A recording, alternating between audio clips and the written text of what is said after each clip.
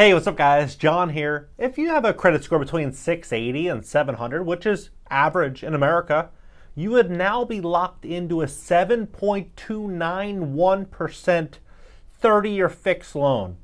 Think about how crazy this is that just 8 months ago, you would have been 2.75, 2.85% on a 30-year fixed. We're seeing the biggest real estate rug pull in history happen right now. Jerome Powell's talking about more increases starting next month, probably another 50 to 75 basis points. We're seeing the mortgage-backed security market get just rocked right now. They can't sell these mortgage-backed securities because nobody wants to buy them at a 4% return with a high default risk. What does this mean? It means that they're going to keep jacking up rates for mortgages. And we look around the country, what do we see? We see people that are barely making it. Gas prices through the roof, food prices through the roof, everyday living costs are through the roof. How are they going to be able to sustain this? Look at what's going on. 7.291%, 30-year fixed, right? Buy a house, 500 grand. $500,000 house, you have $100,000 cash. I mean, how many people have $100,000 cash today in this inflationary environment? But let's say you do, $100,000 cash and 2.85%, like what you probably could have gotten in, November, December, $2,155. The average rent in America right now is $2,002. So you get the benefits of home ownership, property tax benefits, you have tax write-offs. There's some real gains with owning a property. And you could do so for the cost of a traditional rent. At least you could have, a $500,000 house.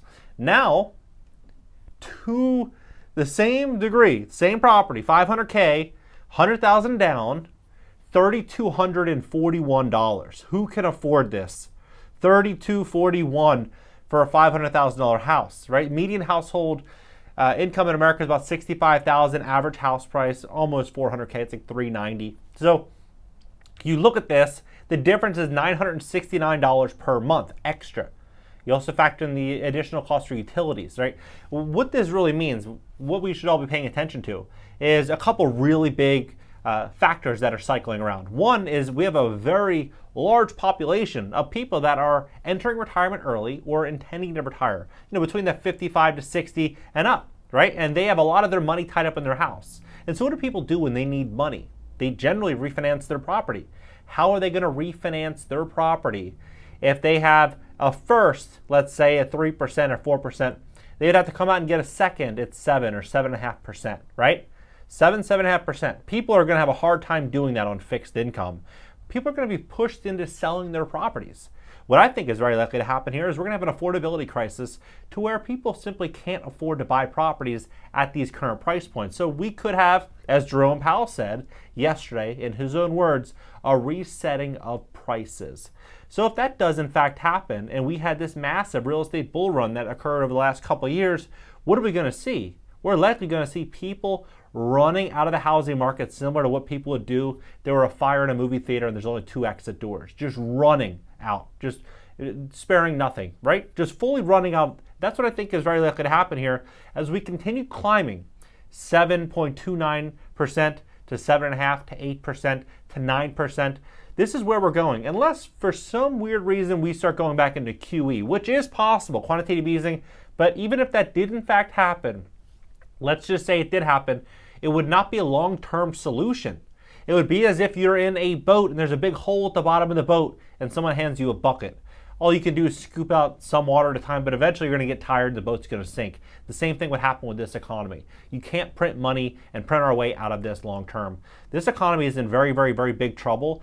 And we're witnessing the greatest rug pull in history. I think we're going to have massive buying opportunities. I think we're going to see capital drying up across the board. I think banks are going to greatly pull back risk off the table. They're going to be very cautious in who they lend money to because a lot of these loans are likely going to go belly up. People are going to be walking away from properties. But I think there's going to be some unique changes to this market as in former market crashes. This upcoming market, I think that banks that are sitting on a lot of bad loans, they're likely going to just unload loans to corporations. The corporation will say, hey, I'll buy $3 billion or $10 billion or $20 billion worth of bad loans, and I'll buy it for a fraction. I'll buy it for 75% or 80% or 50% or whatever the number they come up with. But the bank will say, hey, I don't have to pay 5% to a realtor. I don't have to pay, closing costs. I don't have to pay maintenance. I don't have to pay for all of the carrying costs associated with the property. I can just unload everything in one scoop. Yeah, I'll probably do that, right? And all these properties, where are they going to go? Are they going to go back to Jane and Joe? I don't think so, because these large corporations are only going to sell them in bulk to other corporations, right? So the homes that go out of the housing market going forward are likely not going to be coming back into the access of general public, right? We're seeing some very big things happen right now. My advice to everybody is have great credit. You want to have awesome credit. The reason you want that is because you're going to want banks to want to do business with you. If you have a 680 credit score, you're approaching them like, hey, I want to get an FHA loan, I have 3.5% down and a 650 credit score. You're wasting your time, right? You're wasting your time. They're going to want 720, 740 credit score, strong income, 20% down. They're going to want a borrower that's going to really look clean on paper.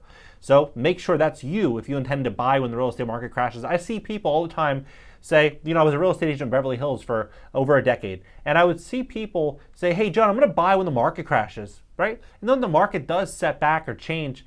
People aren't ready. They're like, okay, well, now I'm going to get my income in line, or now I'm going to go get pre-approved. People should be talking to a mortgage broker today. It's a free call. Call one of them and say, hey, if I were to buy a property, how would I look right now? Would I be able to get this? How much more money do I need to make? How much more money do I need to save? How's my credit look? What can I do? And obviously you wouldn't maybe go out and buy a property today, but what they will do is lay out a perfect plan for you for free, and then you simply follow that plan to make sure you are ready when things hit the fan. Because things right at this point look like they're hitting the fan. If you need help with your credit, cashnow.video. That is the place to go. Cashnow.video. I have an in-house credit repair team. If you want to make money on YouTube, you want to start an online business, build a personal brand, cashnow.video. You want to learn about real estate, cashnow.video. Private community, online courses, a great network, cashnow.video. I'll catch you guys in the next one.